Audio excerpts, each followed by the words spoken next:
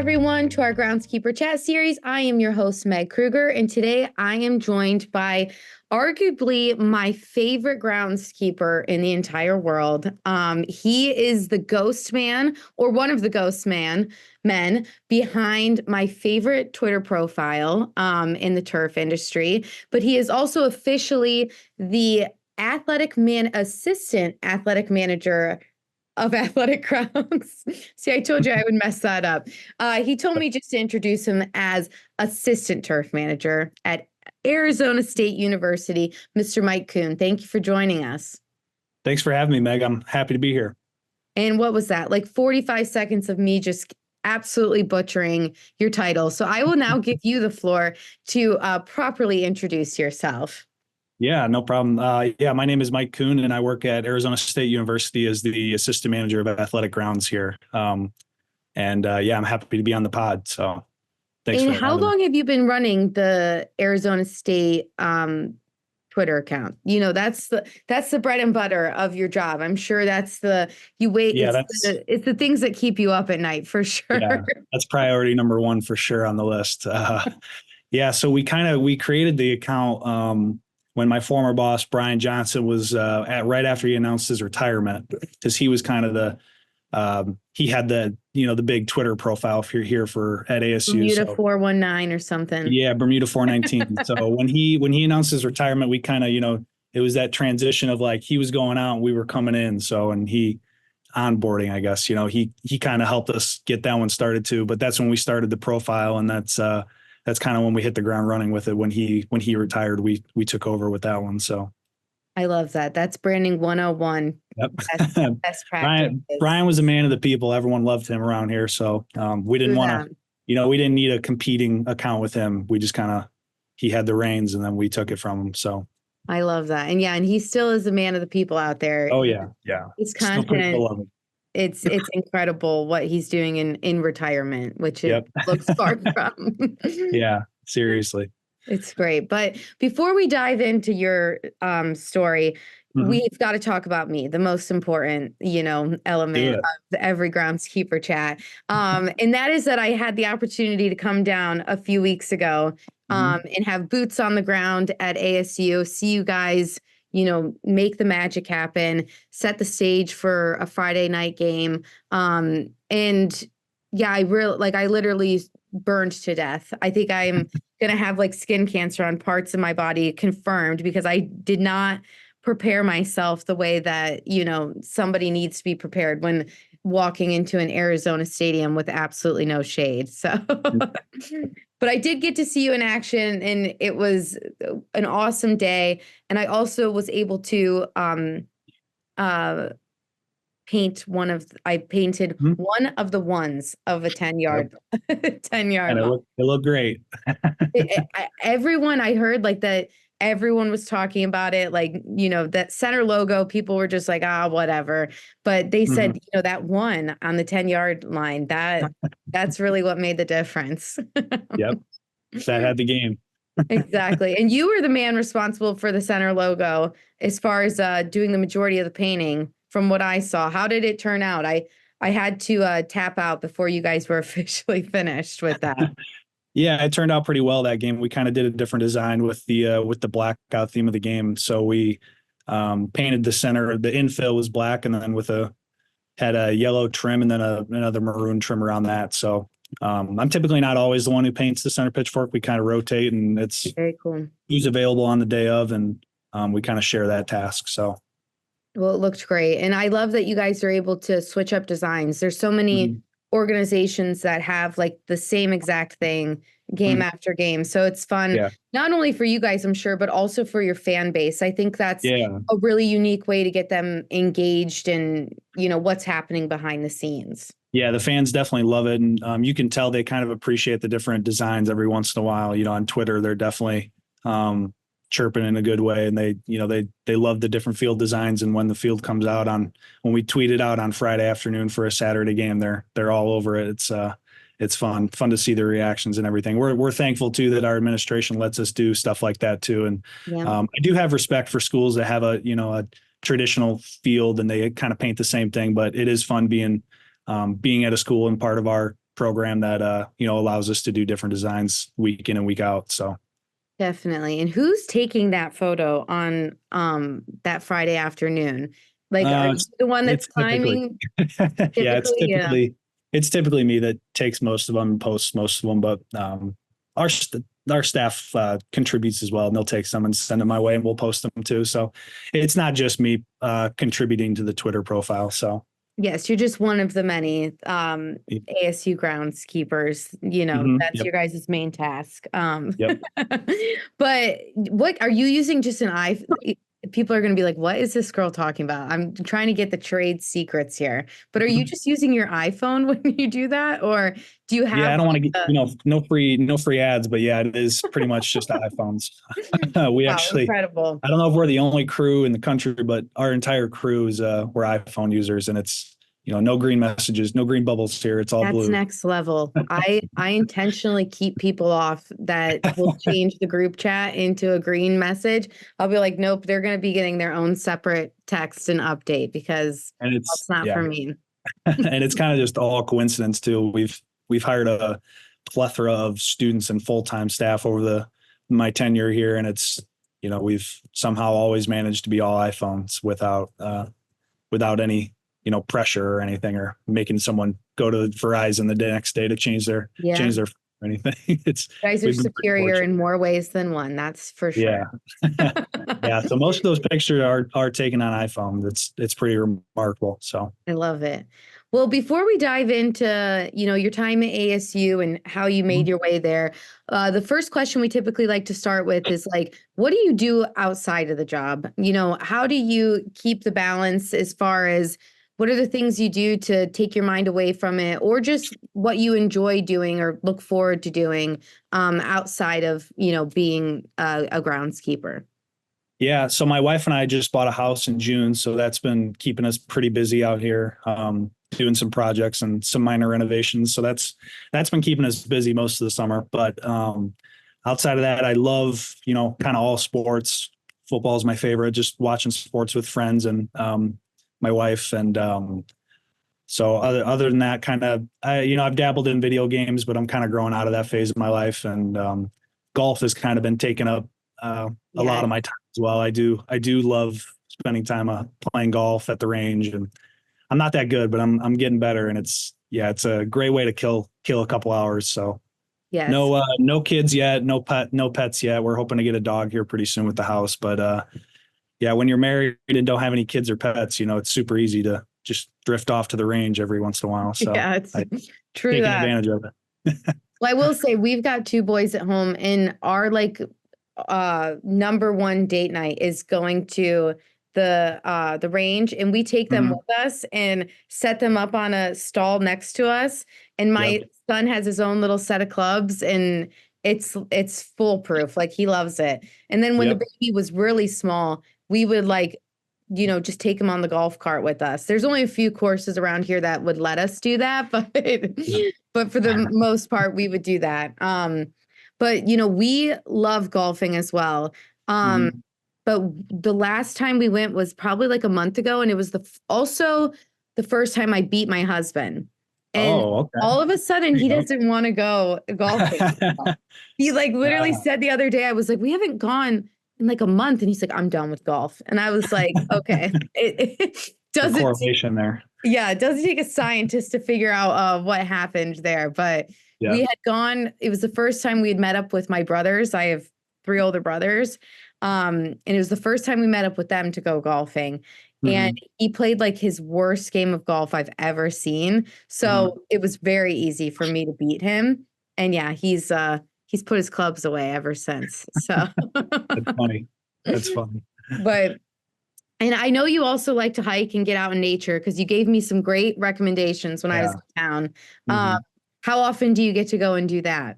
Yeah, in the summer months, it's kind of tough to get outside, as with the heat. So kind of during the summer months, it's tough to go hike, or we'll go camping up in the high country too. But that's kind of the only way to escape the heat. So, but yeah, my wife and I and some other friends love hiking, backpacking, and kind of camping up in the different parts of Arizona. Sedona, Payson, Flagstaff, those areas. They're pretty incredible throughout the year. that's kind of, like I said, that's one of the ways to escape the heat down here. So Definitely. Well, and a great way to unplug as well. And oh yeah, you like, there's no better way to really decompress from the job when like are so far away from that thinking when you're out yep. there. Have you ever backpacked into the Grand Canyon?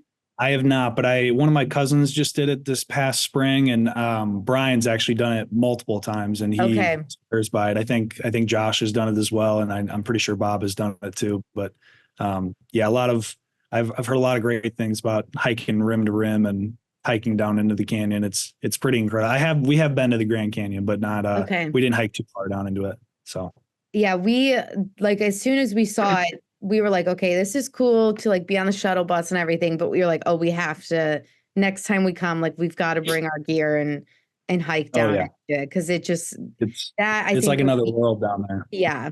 And we did it in Zion a few years ago, and Mm-hmm. like you just literally don't see another person for several days, like Mm-hmm. which can be scary in some ways, but also it's Yeah, just for sure. perfect way to just decompress and, you know, take time for yourself. But if you do make it back to the Grand Canyon anytime soon, I lost my wallet there. A nice little nice little leather pouch. So keep your eyes peeled. That's Nobody good. has returned it, which is really rude. So yeah, that was I'll keep my eye out for it. good. Thank you. That was definitely the pit of our vacation a couple weeks ago. But the hiking and some of the trails you recommended were definitely the peaks. Like Mhm. we're typically when we travel with our kids, like after a week, you are ready to go home. Like you want your Mhm. own bed, you Yeah, want for like the sure. kids to get back in their own routine. I could have stayed there in that Flagstaff area for months. Like Yeah. I had no desire to leave. It was Yeah. out of this world incredible. Yeah. It's awesome. And the road down to Sedona from Flagstaff, it's insane. It's Unreal. people think Arizona and they just get the picture of, like Phoenix, Tucson, desert, all that. And there's so much more to Arizona than just the desert landscape. Definitely. It's insane. There's so many different um like terrains in the entire state. It's insane. You kind of get all four seasons you can hit all four seasons like at one time in the winter, because you can go from the Yeah. high country where it's the winter and all the way down to some parts of the valley where it's still 80 degrees or 90, and it could be summer weather. So Yeah. I love that. That is very unique. And you're born and raised in Chicago. So I'm yeah. sure you've had to try and like you've had to say that exact pitch right there several times to people like in your family or where you grew up where it was like, why Arizona? But what really brought you out there? Was it this position or, give us that whole like turf origin story from start to finish? Oh, I think Did I I lose lost you? you there. Okay. There you go. What did you last hear from me? You said from the Chicago area, and I've had to give that pitch or something. That was the Yes. last pitch. Explaining why Arizona, why you moved out there. But let all of our listeners know like how you really made it from Chicago cross country. Was it for the job or what brought you out there? How did turf really, come on your radar in the first place? Yeah, do you want the whole origin story, or The just kind of whole the trip enchilada. there? Let's get the whole thing from A to Z. Okay. Well, so yeah, I am from the Chicagoland area. I'm kind of about 60 miles west of the city, in a small town called Genoa.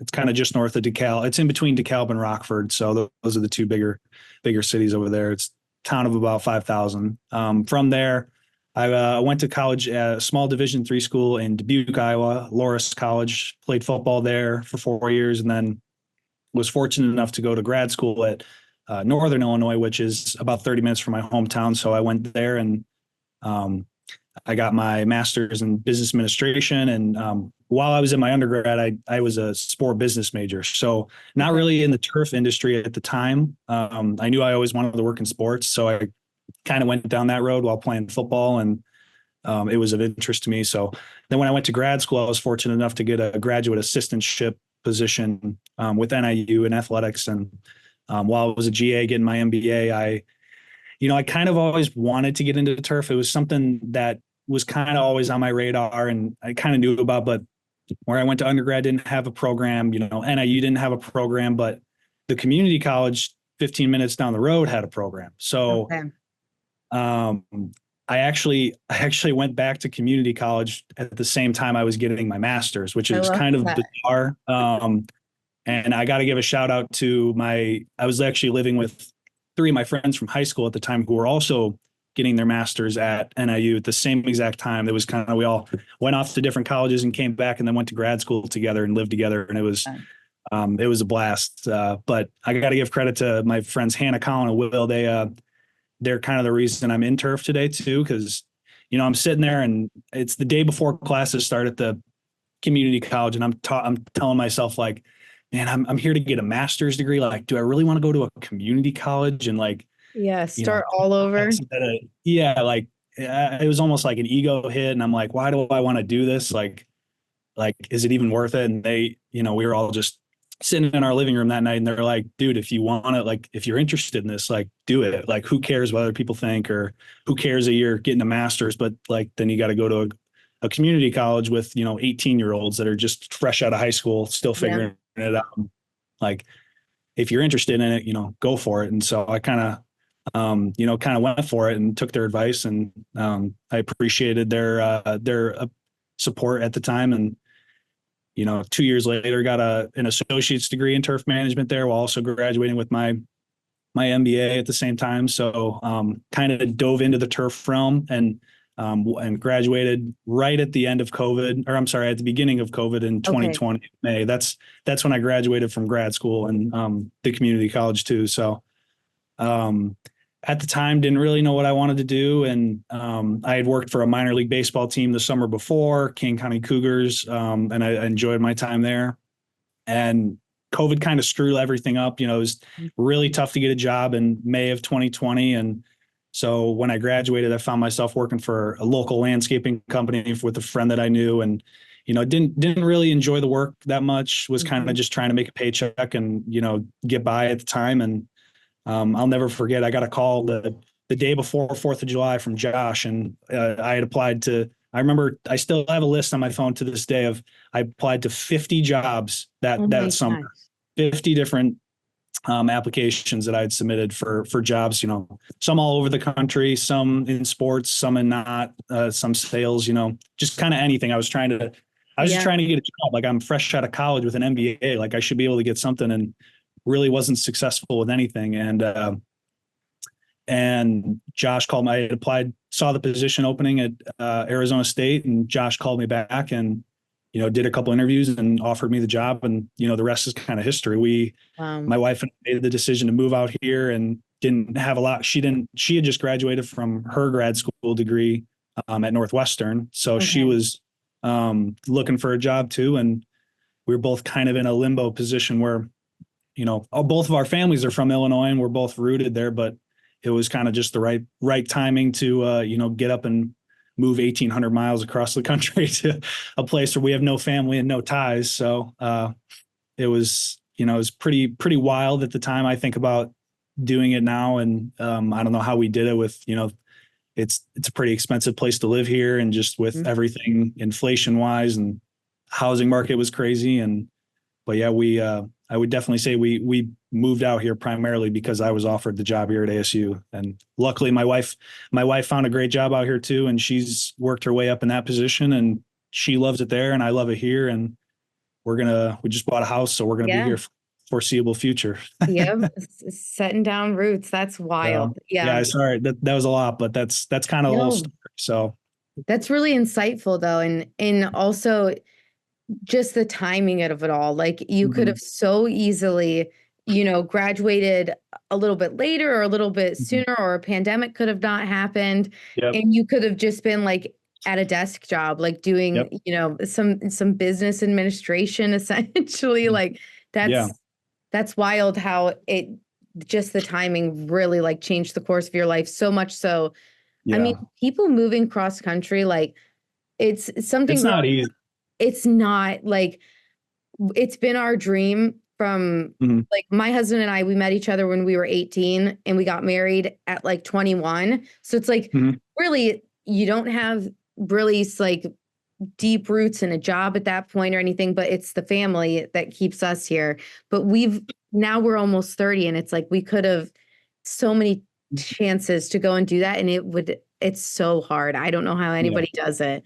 I will say we kind of have aspirations to make it back home eventually, but nothing's written in pen yet or written in ink. So we're kind of just playing it by ear and taking life as it comes. But yeah, I give kudos to anyone that can move cross country for a job and leave home. I will admit I'm a pretty big homebody. Like, I love my hometown. I have so many friends and family there. My wife as well. She's from a smaller town an hour away from me, in Illinois too. And yeah, we're both very heavily rooted in Illinois. And so it was really tough to make the move out here. I still remember the day. Yeah, I can imagine. Oh my gosh. And what does your wife do? She works at a research lab here for they test on skin cancer, and they take samples and they do tests and kind of diagnose them. And she's a lab manager for that. So very cool. Very cool. It was her title when she first got hired was a molecular technologist, and she's since moved up into a management role. But yeah, that's no joke. She's a smart cookie. So went to grad school at Northwestern. So incredible. That's awesome. Yeah. I brag about her all the time. I love that. That's so sweet.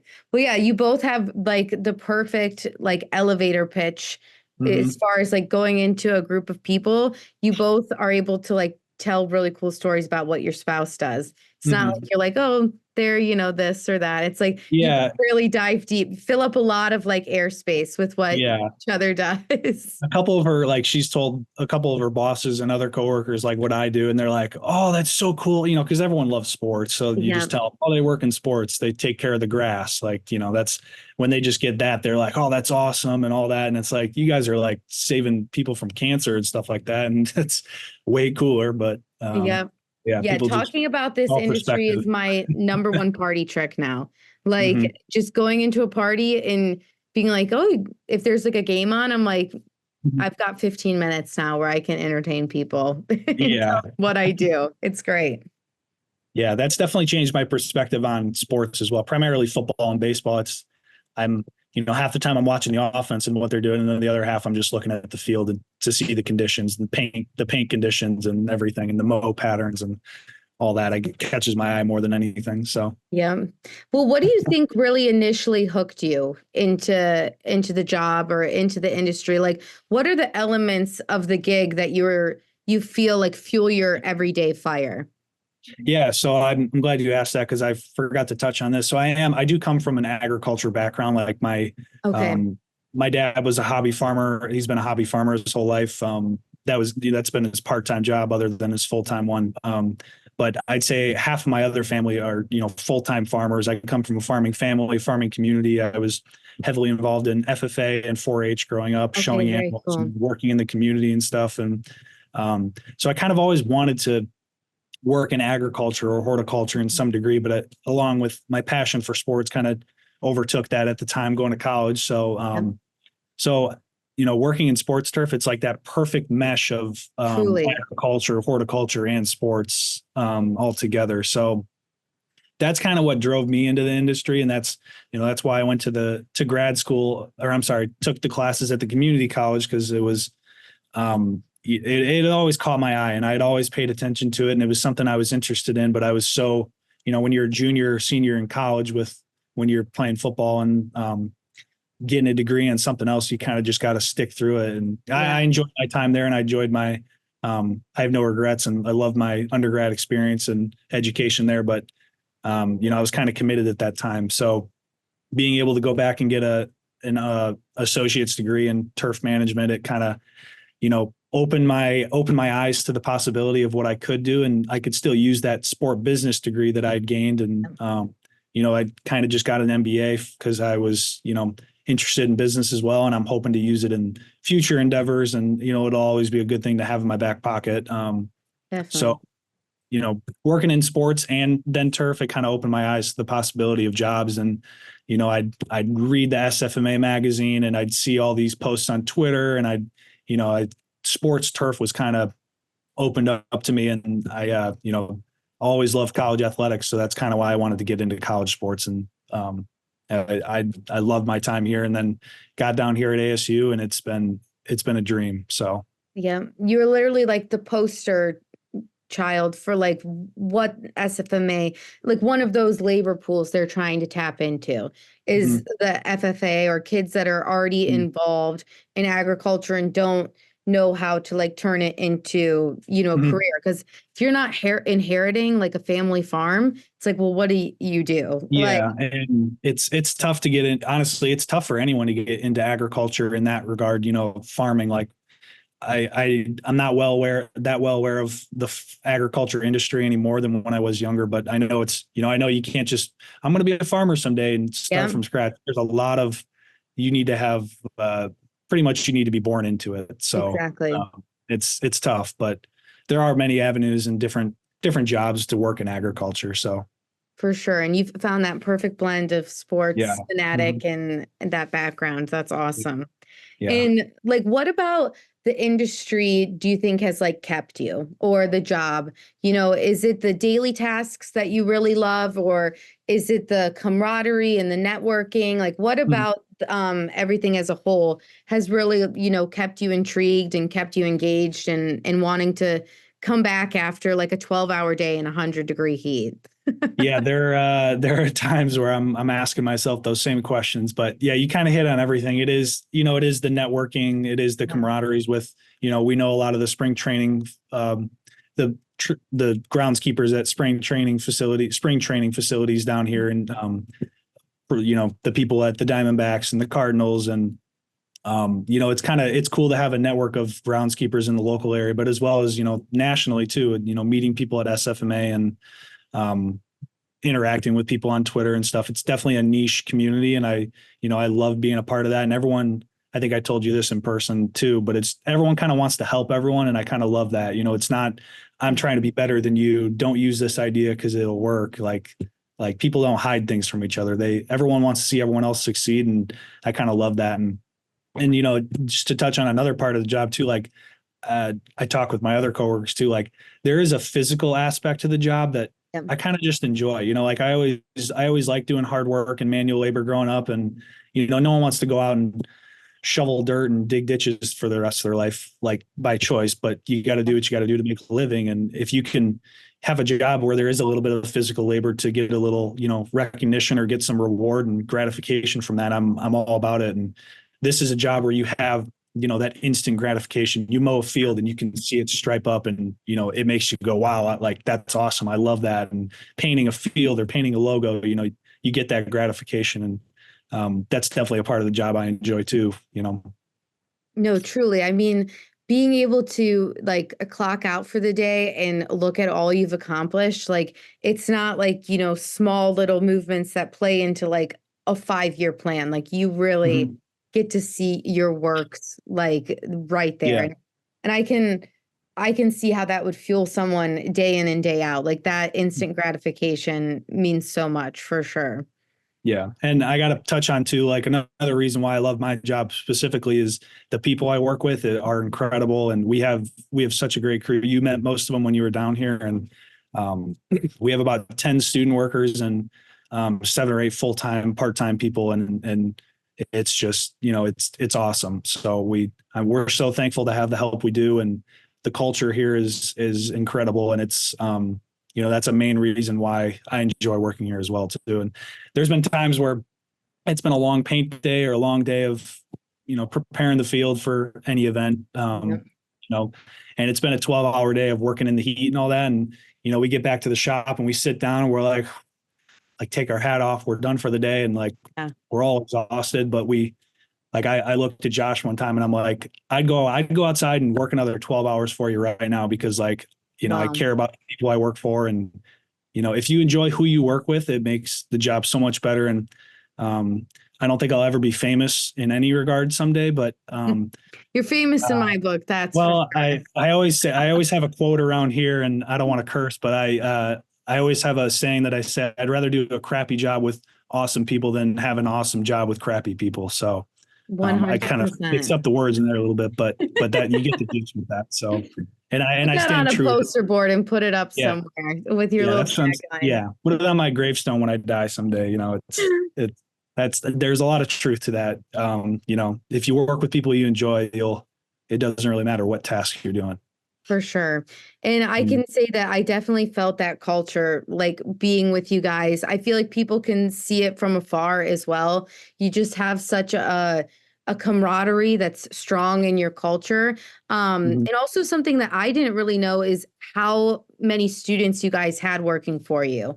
Mm-hmm. And how that really gives you the opportunity, you and Bob and Josh, to also really work that like mentor muscle Mm-hmm. as well. Yep. A lot of places, you may not have that opportunity unless you reach out on the national level, but you guys have it day in and day out to really step into a mentor role. Like, have you Mm-hmm. enjoyed that aspect of it? Do you enjoy kind of teaching people and showing them the ropes and everything like that? Yeah, absolutely. So I coached high school football before we moved out to Okay, Arizona. I knew that was kind of something I was giving up coming out here and having this job. And Josh kind of comes from a coaching background as well. So very cool. we both, and Bob as well, we all kind of enjoy that mentorship and seeing the students come in when they're freshmen and then, watching them walk out the door 4 years later. And I'll have my opportunity to do that for the first time this coming Wow. May because I've been here 4 years now. So some of the students we hired have been here 4 years. So, but yeah, seeing them come in and grow and develop over however many years they work here, it's, that's really gratifying. And I'd say that's more meaningful than a lot of the things we do on the job too. Yeah, we love spending time with them. We're very fortunate to have such a great crew of student workers too. And I got to give them credit too, because they got to love the work and they got to enjoy the work too. Because here at ASU, we don't have a turf program or any kind of horticultural department. So, they're business majors, they're education majors, Yeah. they're engineers, like they finance majors. They don't, they're not going to work in sports turf when they leave college. We have had a couple. We do have a sport business department, and we Okay. have had a couple students actually go on to work in turf, and that's been awesome to see. But I'd say a majority of them come in and this is just a college job for them, and they love it and they enjoy their time here. But they know when they walk out the door after they graduate there that that's kind of the end of their turf career for Yeah. them. So they enjoy the work, and we're appreciative of them coming in and working for us day in and day out. Well, and how cool that is also just you're not just having the opportunity to mentor them in the day-to-day tasks like Mm-hmm. the logistics, but also really step in such a formative time in their life, Mm-hmm. especially knowing that like, some of the things you're going to teach them are not like the most important things aren't, how to stripe a field or how Yeah. to pull string. It's a lot of the other things. And I could definitely sense that culture when I was there as well. It was really unique.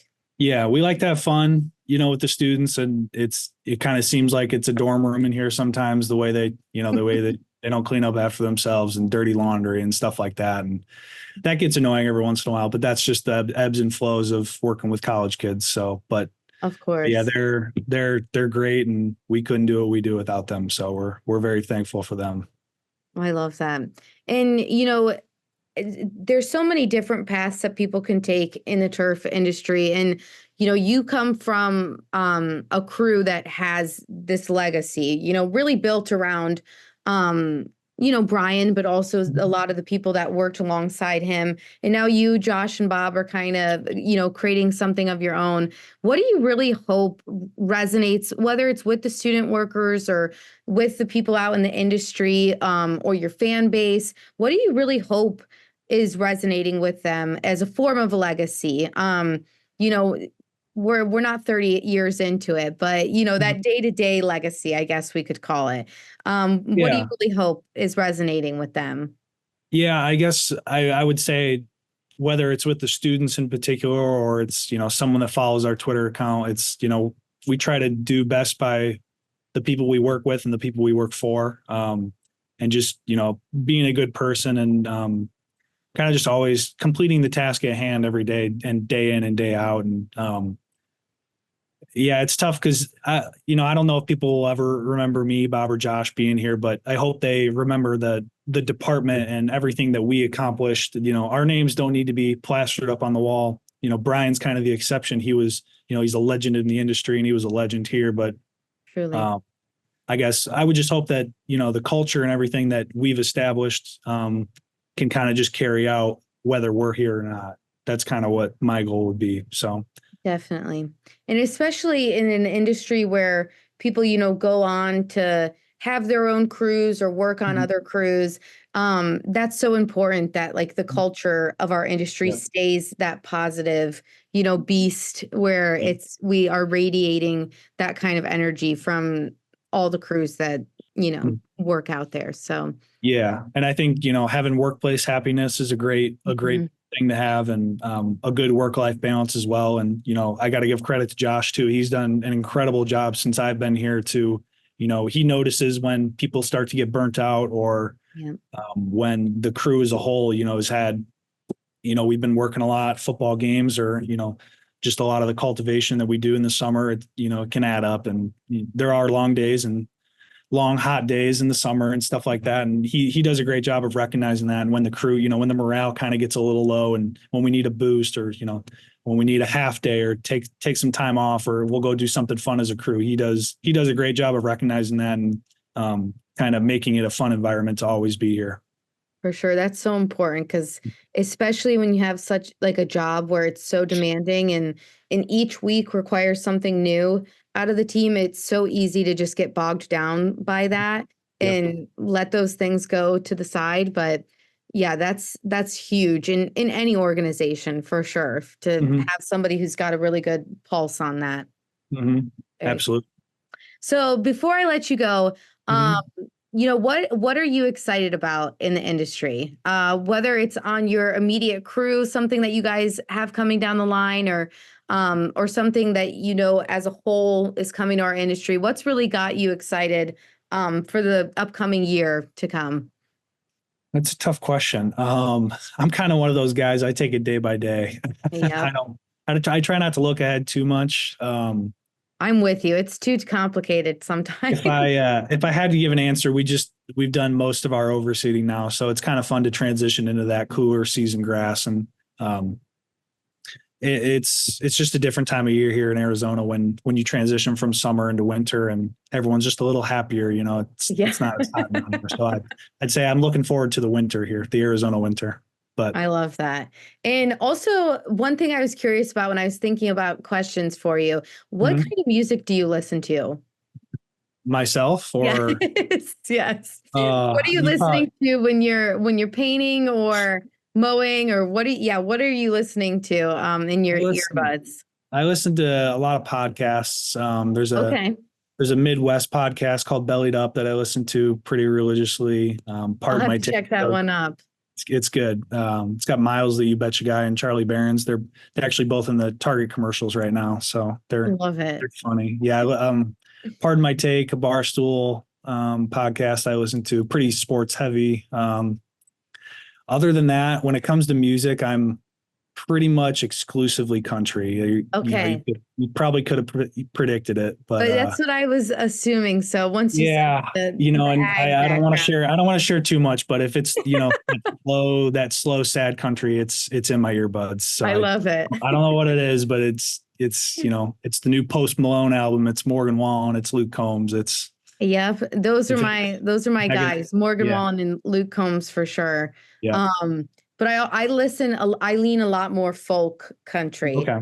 So like Noah Khan and like Zach Bryan, there is like rock folk Uh-huh. kind of, but then there's some, people in there that it's like you can tell every song has a banjo on it, and that's what I'm listening to. Yeah, you can read me kind of like a cover. Like I'm your traditional country. I like the traditional stuff. So I love that. I venture into the different genres of country every once in a while, but I always stick true to. I always come back to what I like. So if it ain't broke, don't fix it. That's kind of how I. Well, I So. just think that the groundskeeping industry, it's so ripe for having like, Oh deep yeah. musical, Hmm. conversations because Yep. it's a job where you can just have your earbuds in if you Yeah. want to. Yeah, there's a lot. You spend a lot of time on a mower here, or spray rigs, and tractors doing aerating and verticutting and stuff like that. So yeah, you definitely need something to fill your ears with Yeah. on a daily basis. So that's a really good question. I'm glad you asked that. So Yeah, we always get something new, but yeah, I always, force my musical opinions onto people. So yeah, yeah, I'm not that heavily opinionated, but you're not going to change my opinion on what I like. So Yep. Well, see, I grew up loving country music. Because I grew up in the middle of nowhere, like yep, me as where, well. yeah, everyone, had a truck and Yep, could relate to a country song. yep, But then my husband like detests country music. So he yep, really strayed me away from it. But more recently, I've been coming back to my roots, and it's don't knock it if you haven't tried it. It's so yeah. good. Oh, absolutely. Being an athlete most of my life and playing a college sport, you're in a locker room a lot, you're in a weight room a lot. I've heard everything, and Yeah. I get down with everything too. I like rap, I like rock a lot, and hip hop too. But yeah, if it's Now, my what's choice, your take on a country concert? Because I will say, like, that is a wild breed. People going to country concerts, like, it's a different uh, arena out there. Like, it's not for the faint of heart. just in general, you're saying, or in Yes. Arizona? Well, yeah. What's your take, like, as far as going to a country concert? Don't you think it's like a little bit of a like you have to be a seasoned professional to withstand a country concert Yeah, crowd? there are definitely some that you need to prepare yourself for, I guess. But I love them. We've gone to quite a few out here. We've seen Morgan Wallen and Luke Combs, and I Okay. think we saw Cody Johnson one time too. And If you can survive a Morgan Wallen concert, then I think you're a true blue country yeah, fan. Like you're in I've class. been to a couple not festivals, but the Country Thunder. Like I've been to a couple country festivals, and I'm a little too old for those now. I can't do the full weekend or 4 days of it. Yeah. So those days are over for me. But Yeah, I used to do festivals, and then like this past year on my birthday, I left before the encore because I was like, I don't want to get second. oh, really? I'm like, man, I'm really Yep. getting old. That's how you know you're getting old. Yeah. Truly, I was like, I still have to wake up in the middle of the night for these kids, so it's Yep. time for me to bounce. Yep. Yeah. And everyone's in a different phase of life. And I totally get that too. I don't blame you at all. Truly. Well, this has been an absolute pleasure. It's no secret that I'm, a big fan of you and the ASU crew. So I'm excited to, see you guys at conference, hopefully, Mhm. coming up in that's 3 months already. That's insane. Yep. So who of the crew do you think will be at conference this year? I'm not totally sure off the top of my head. It kind of depends on what's going on, Definitely. and how events are and what's on the plate. So we if all goes well, hopefully a couple of us will be there. So Definitely. Well, consider joining us for a live groundskeeper chat. I'll keep an hour block open for whoever makes it down there, and we can catch up then. absolutely, that sounds great. And thank you Awesome. for having me on today, Meg. I really appreciate you taking the time and consideration of having me and letting me represent our crew on here. So Well, right back at you. Thank you for your time. I appreciate the conversation, and your hype video will be dropping soon. So awesome. I've been Looking forward to it. my eyeballs are, going to be forever damaged after all the editing I've had to do since the A lot Arizona of trip. a lot of blue light looking at your screen. Yep. Yeah, and Editor. I'm very stubborn, and I won't get a second monitor. So it's really my own Oh, fault. really? But yeah, I'm Oh, an idiot when it comes to that. gotta have one. I got one right here next to me, and I Yeah. use it once a month, but I gotta have it. Yeah, no, I need to upgrade for sure. But that Mhm. will be coming soon. So everyone keep your eyes peeled for the Pioneer Athletics official ASU hype video. So Awesome. all right, Awesome. Mike, it's been a pleasure, and we'll talk soon. Okay, sounds great. Thanks, Meg. All right, bye-bye.